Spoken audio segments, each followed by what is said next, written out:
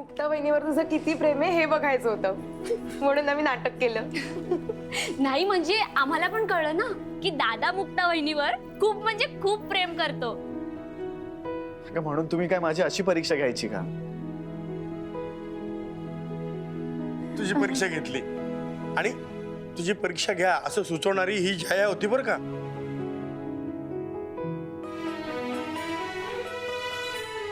तिला बघायचं होतं तू मुक्ताला कसं शोधून काढतोस ते. मला अशी लपवाछुपी करायला ना खूप मज्जा येते. एकदा ना माझी ऍडमिट असलेली मैत्रीण तिला मी डॉक्टरांपासून लपवायला सांगितलं आणि पुढे मजा आहे का ना. ऐक ऐक थोडा आज नको.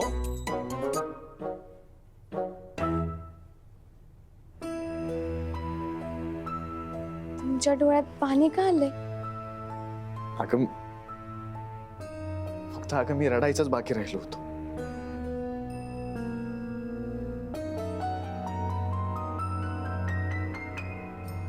थोड्या वेळासाठी एवढं मी कायमची सोडून गेले असते तर. प्लीज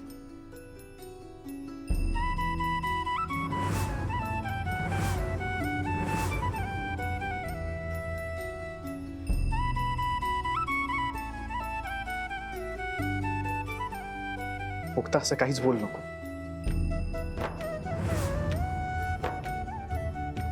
अगं मी असा विचार सुद्धा करू शकत नाही.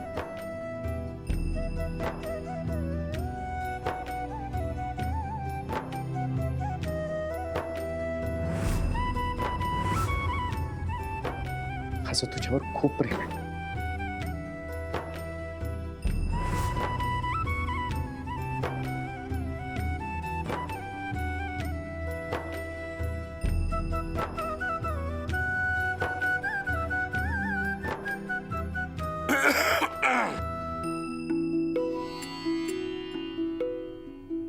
आता नाही. असे आपल्या घरामधली ज्येष्ठ मंडळी आपल्या आजूबाजूला आसपास असताना असं नाही करायचं.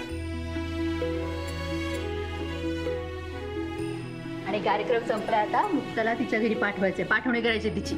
पाठवणी? पाठवणी कशाला? अरे हळदीसाठी माहेरी जायचे तिला तिच्या. मग आई आमच्या दोघांची हळद इथेच होईल ना, आपण इथेच करू. नाही असं नाही करतायत. अशी प्रथा नाहीच आहे. घरी जाऊ दे तिला. तिच्या आई वडिलांनी पण तयारी केली असेल ना सगळी हळदीची.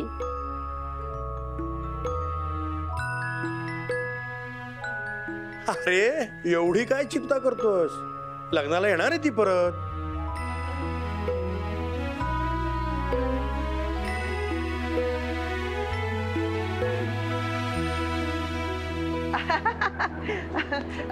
बरं आता इथे जे काही घडलं ती सगळी गंमत होती. म्हणजे आमच्या सारंगचं मुक्तावर किती प्रेम आहे ना हे पाहण्यासाठी आम्हीच मुक्ताला सांगितलं होतं की तू लपून राहा म्हणून. So you relax. ओके. अहो आम्ही सुद्धा घाबरलो होतो.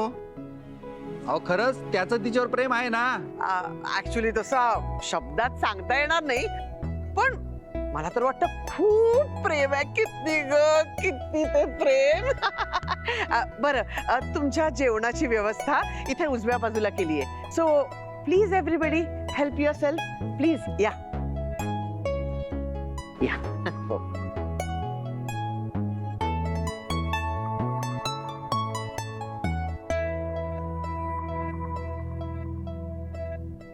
माई पार्टी संपली ना. हा तसं असेल तर मला माझे पैसे देऊन टाका बाबा. मी निघते. आणि हो जेवणाचा आग्रह मला अजिबात करू नका. ते काय आहे ना घसा ओला केल्याशिवाय मला जेवण जात नाही. हो हो का? कसा ओला कसला करतेस इथे? तुला इथे कशासाठी बोलवलंय? हे बघ तू लोकांचा आतापर्यंत विश्वास इथे संपादन केलेला आहेस. तू सांगतेस ते सगळं खरं असतं. तुझा शब्द टाळायचा नाही हेही आता सगळ्यांना समजलंय. पण तू मेन सांगायचंच विसरली. मुक्ताला पदराने चेहरा झाकायचाय हे कधी सांगणार आहेस तिला? अगं ह्यावर मुक्ताचा विश्वास बसला पाहिजे. एकदा का मुक्ताचा विश्वास बसला की मुक्ता स्वतःचा चेहरा पदराने झाकेल आणि आर्या तिच्या जागेवर येऊन बसायला मोकळी. कळलं का? फक्तच कळलं नाही तर माझ्या या मस्तिष्काने तुमचा हा डीप थॉट आत्मसात केलाय. ए आता ही एवढी ओव्हर ऍक्टिंग करू नको. दादा दादा भडकेल हा. हा हा नको नको. चला चला माई हो. चला या या या. या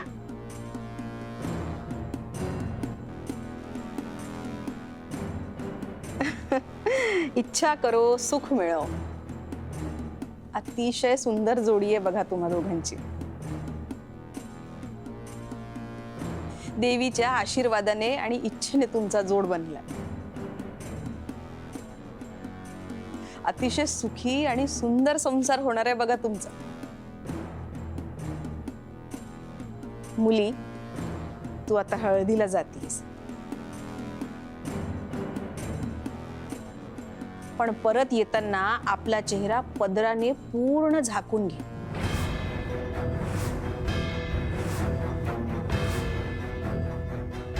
आणि गळ्यात मंगळसूत्र पडेपर्यंत चेहरा कुणालाही दाखवू नकोस.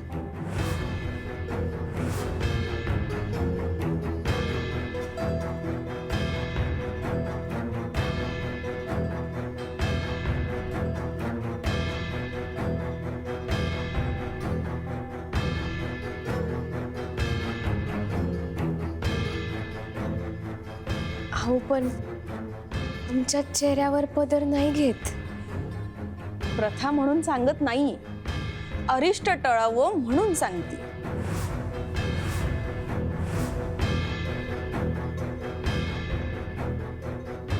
गोदामाई अहो काय बोलताय हे? कसलं अरिष्ट? आता तुमचा सगळ्यांचा माझ्यावर किती विश्वास आहे माहित नाही, पण काही अदृश्य शक्तींना तुमचं मिलन नकोय.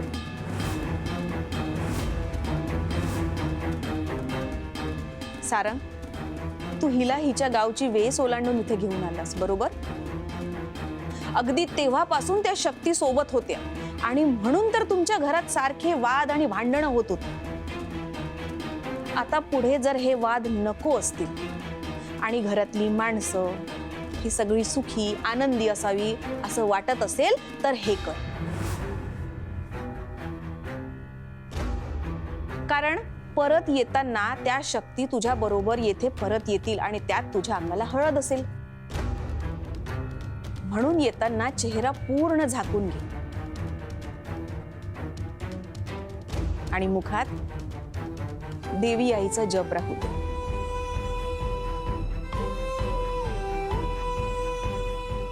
हे बघा, माझं सांगायचं काम होतं. आता त्यावर विश्वास ठेवायचा की नाही ते तुम्ही ठरवा. शेवटी काय, घरही तुमचं आणि संसारही तुमचा.